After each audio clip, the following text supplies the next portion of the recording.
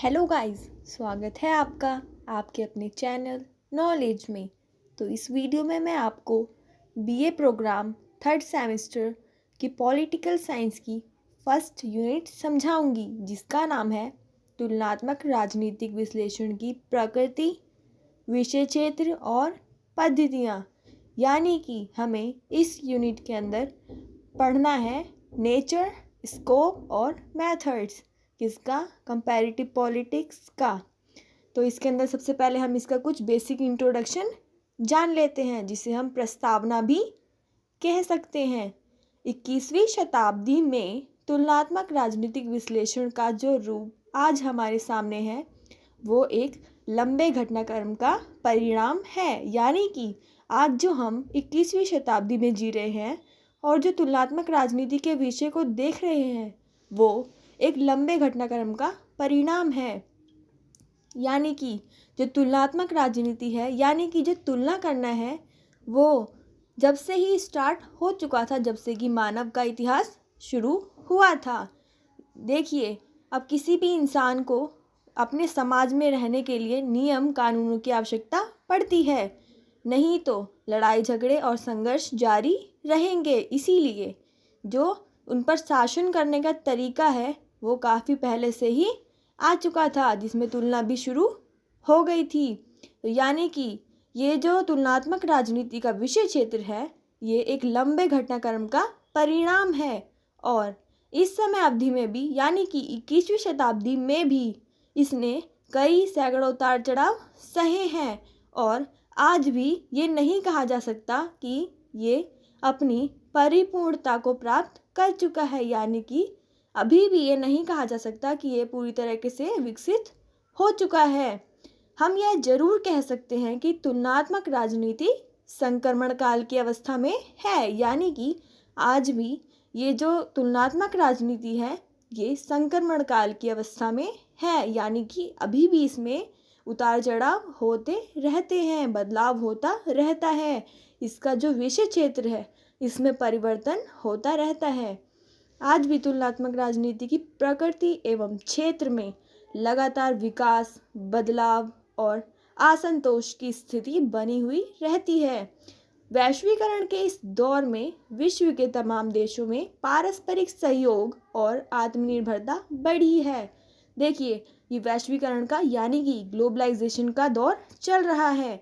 भारत ने 1991 के बाद एलपीजी की नीति को अपना लिया था। यानी कि ग्लोबलाइजेशन, प्राइवेटाइजेशन, इनको अपना लिया था, जिसके कारण जो भारत है, उसने इंटरनेशनल लेवल पर अन्य अदर देशों के साथ अपने पारस्परिक सहयोग और आत्मनिर्भरता को बढ़ाया था। तो इस तरीके से वैश्वीकरण के दौर में जो पारस्परिक सहयोग और निर्भरता है, वो हर किसी अन्य देश के साथ बढ़ गई है। आज किसी भी राष्ट्रीय अथवा अंतर्राष्ट्रीय विषय को केवल सामाजिक, आर्थिक, राजनीतिक, सांस्कृतिक और वैश्विक दृष्टिकोण से नहीं समझा जा सकता, और न ही किसी समस्या को केवल स्थानीय, राष्ट्रीय और अंतर्राष्ट्रीय स्तर पर सुलझाया जा सकता है। एक स्थानीय समस्या वैश्विक समस्या का रूप धारण कर सकती है, और एक वैश्विक समस्या स्थानीय समस्या का रूप धारण कर सकती है। जैसे कि देखिए, इसमें कहने का मतलब ये है कि जो एक लोकल लेवल पर जो एक प्रॉब्लम जो है वो उभरती है, तो वो पूरे विश्व का वैश्विक समस्या का रूप भी धारण कर सकती है, पूरे विश्व में भी फैल सकती है।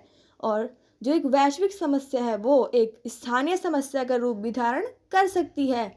जैसे कि आपने देखा, चीन के वुहान शहर से निकला कोरोना वायरस आज पूरे विश्व में फैल चुका है, जबकि ये एक स्थानीय समस्या थी और इसने अंतर्राष्ट्रीय समस्या का रूप धारण कर लिया है।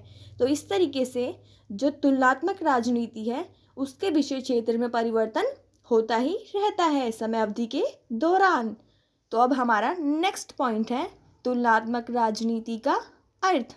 हमें तुलनात्मक राजनीति का अर्थ समझने से पहले तुलनात्मक सरकार और तुलनात्मक राजनीति के बीच में अंतर समझना बहुत ही ज़्यादा ज़रूरी है। तभी हम तुलनात्मक राजनीति के अर्थ को भली भांति समझ सकते हैं।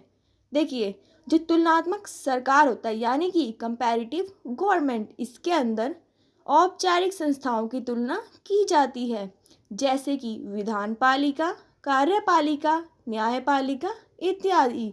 और जो तुलनात्मक राजनीति होती है यानी कि कंपैरेटिव पॉलिटिक्स, इसके अंदर औपचारिक और अनौपचारिक दोनों तरह की संस्थाओं की तुलना की जाती है। इसके अंदर राजनीतिक दल, दबाव समूह, नागरिक समाज और अन्य सभी अनौपचारिक संस्थाओं की तुलना भी की जाती है। ये इन दोनों में डिफरेंस है।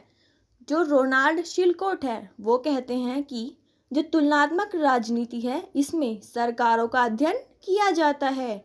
तुलनात्मक सरकार का अध्ययन सरकारों के तुलनात्मक अध्ययन तक सीमित है, जबकि जो तुलनात्मक राजनीति है उसके अंदर सरकारी और गैर सरकारी दोनों ही प्रकार की राजनीतिक गतिविधियों का अध्ययन किया जाता है। यानी कि जो तुलनात्मक राजनीति है इसके अंदर केवल और केवल सरकारों का अध्ययन किया जाता है, यानी कि विभिन्न देशों के बीच जो सरकार है केवल और केवल उनमें तुलना की जाती है। लेकिन जो तुलनात्मक राजनीति है इसके अंदर क्या किया जाता है कि सरकारी और गैर सरकारी दोनों ही प्रकार की अध्ययन किए जाते हैं। इस तरीके से इन दोनों में ये डिफरेंस है। तुलनात्मक का दायरा काफ़ी बड़ा है और इस बड़ी अवधारणा को आधार बनाकर ही यह तय किया जाता है कि इसके अंदर यानी कि तुलनात्मक राजनीति के अंदर क्या शामिल किया जाना चाहिए और क्या शामिल नहीं किया जाना चाहिए। इसका दायरा संकुचित करने से इसमें बाधा उत्पन्न हो सकती है, यानी कि जो तुलनात्मक राजनीति है ये इसका दायरा बहुत ही ज़्यादा विस्तृत है, इसे हम संकुचित शब्दों में नहीं समझ सकते हैं, इसीलिए ये बहुत ही ज़्यादा मुश्किल है और आज भी संक्रमण की अवस्था में है। इसमें आज भी उतार चढ़ाव होते रहते हैं। द्वितीय विश्व युद्ध के बाद औपनिवेशिक की प्रक्रिया आरंभ हो गई थी, यानी कि जो द्वितीय विश्व युद्ध समाप्त हो गया था इसके अंदर यानी कि जो देश है सभी देश वो आज़ाद हो रहे थे, अनौपनिवेशीकरण की प्रक्रिया शुरू हो चुकी थी और नए देशों के अध्ययन की दिशा में भी रुचि जागृत हुई थी। तुलना के लिए कई इकाइयां सामने आई थी और इसकी दिशा में भी प्रयास किया जाने लगा था, यानी कि जो द्वितीय विश्व युद्ध है 1945 के बाद जो देश है वो सभी आज़ाद हो रहे थे और नए नए देश उभर कर सामने आ रहे थे, तो उनके बीच में जो तुलना है, तुलना का अध्ययन है, इनका विषय क्षेत्र भी बढ़ता जा रहा था। तो इस तरीके से जो तुलनात्मक राजनीति है उसका विषय तो बहुत ही यानी कि उसकी जो पृष्ठभूमि है वो काफ़ी प्राचीन है, लेकिन इसका अध्ययन जो है वो औपचारिक रूप से 1945 यानी कि द्वितीय विश्व युद्ध के बाद से आरंभ इसका माना जाता है। ये आप समझ गए होंगे, ये इसकी कुछ प्रस्तावना यानी कि इसका कुछ बेसिक इंट्रोडक्शन पृष्ठभूमि थी। अब देखिए इसके अर्थ को समझने के लिए हमें कुछ विद्वानों द्वारा दिए गए डेफिनेशंस को समझना होगा और आपको एग्ज़ाम में भी इसी तरीके से इनकी डेफिनेशंस लिखनी होगी, तभी आपको अच्छे मार्क्स मिल सकते हैं। तो देखिए जो एडवर्ड ए फीमैन है ये कहते हैं तुलनात्मक राजनीति सरकार के विभिन्न रूपों एवं विभिन्न राजनीतिक संस्थाओं का तुलनात्मक विश्लेषण है, यानी कि जो तुलनात्मक राजनीति है वो सरकार के अलग अलग रूपों और अलग अलग राजनीतिक संस्थाओं का तुलनात्मक विश्लेषण है। यानी कि जो तुलनात्मक राजनीति है यानी कि जिसमें तुलना की जाती है वो सरकार के बीच में की जाती है और सरकार की राजनीतिक संस्थाओं के बीच में की जाती है। इसी विषय क्षेत्र को, इसी दायरे को तुलनात्मक राजनीति के नाम से जाना जाता है। और जो नेक्स्ट विद्वान है वो है जी.के. रॉबर्ट्स। ये कहते हैं तुलनात्मक राजनीति उस व्यापक क्षेत्र का संकेत देती है जिसमें सरकारी एवं गैर सरकारी राजनीतिक कबीलों, संप्रदाय व गैर राज्य संगठनों की राजनीति का भी अध्ययन किया जाता है। अब जो जी.के. रॉबर्ट्स हैं वो कहते हैं कि जो तुलनात्मक राजनीति है वो केवल और केवल सरकार और उनकी संस्थाओं तक ही सीमित नहीं है, बल्कि ये बहुत ही ज़्यादा व्यापक है, इसका दायरा बहुत ही ज़्यादा बड़ा है। इसके अंदर सरकार ही नहीं बल्कि सरकारी और गैर सरकारी दोनों ही तरह की संस्थाओं का अध्ययन किया जाता है। राजनीतिक कबीलों का अध्ययन और संप्रदाय का अध्ययन भी किया जाता है। यानी कहने का मतलब ये है कि ये सरकारी ही नहीं बल्कि गैर सरकारी संस्थाओं से भी इसका ताल्लुक है, उसमें भी तुलना करना तुलनात्मक राजनीति के क्षेत्र में आता है। और नेक्स्ट जो विद्वान है वो है रॉल्फ ब्रैवनीति। अब देखिए जो ये है वो कहते हैं तुलनात्मक राजनीति संपूर्ण राजनीतिक व्यवस्थाओं में उन तत्वों की पहचान व व्याख्या है जो राजनीतिक कार्यों व उनके संस्थागत प्रकाशन को प्रभावित करती है। इनके अकॉर्डिंग जो तुलनात्मक राजनीति है वो सभी सामाजिक व्यवस्थाओं में तुलना करती है, राजनीतिक संस्थाओं के बीच में तुलना करती है। और जो एम कार्टिस है ये कहते हैं तुलनात्मक राजनीति का संबंध राजनीतिक संस्थाओं की कार्यविधि एवं राजनीतिक व्यवहार की महत्वपूर्ण निरंतरताओं और समानताओं तथा असमानताओं से है। यानी कि जो तुलनात्मक राजनीति है, कंपैरेटिव पॉलिटिक्स है, वो राजनीतिक संस्थाओं की कार्यविधि यानी कि उनके राजनीतिक संस्थाओं के कार्य करने का तरीका और राजनीतिक व्यवहार इनके बीच में जो अंतर है उनको स्पष्ट करती है। तो इस तरीके से आपको इन चारों राइटर्स यानी कि इन चारों विद्वानों में से जो भी जिनकी भी परिभाषा समझ में आए और आसानी से आपको याद हो जाए वो आपको 2 से 3 याद कर लेनी है और एग्ज़ाम में लिखना है। इससे आपके जो क्वेश्चन है उसकी क्वालिटी बढ़ेगी और आपको अच्छे मार्क्स मिल सकते हैं। हमारा नेक्स्ट पॉइंट है तुलनात्मक राजनीति का उद्भव विकास यात्रा। यानी कि जो तुलनात्मक राजनीति है उसका उद्भव, जो तुलनात्मक राजनीति है उसका इतिहास इतना ही पुराना है जितना कि राजनीतिक चिंतन। इसके सर्वप्रथम विचारक होने का श्रेय अरस्तु को जाता है, जिन्हें राजनीतिक शास्त्र को और अन्य राजनीतिक शास्त्रों से पृथक कर एक स्वतंत्र विषय के रूप में स्थापित किया था। यानी कि इस विषय के जनक जो है वो अरस्तु जी हैं।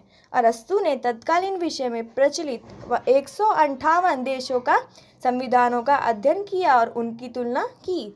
आधुनिक काल में तुलनात्मक राजनीति का आरंभ पुनर्जागरण काल से माना जाता है। जो मैकियावेली है उनकी पुस्तक प्रिंस में तुलनात्मक राजनीति की अध्ययन की छाप स्पष्ट दिखाई देती है। जो मैकियावेली है उन्होंने राज्य कला एवं शासन कला के बीच के अध्ययन पर बल दिया था। इसी क्रम में अगला नाम मॉन्टेस्क्यू का आता है। मॉन्टेस्क्यू जी ने अनुभूति मूलक दृष्टिकोण और ऐतिहासिक पद्धति को अपनाया और द्वितीय विश्व युद्ध के बाद उपनिवेशवाद का अंत हो गया और तुलनात्मक राजनीति में एक निश्चित मोड़ आया। इस तरीके से ये इसकी कुछ पृष्ठभूमि थी कि किस तरीके से इसका विकास हुआ। तो मिलते हैं नेक्स्ट वीडियो में।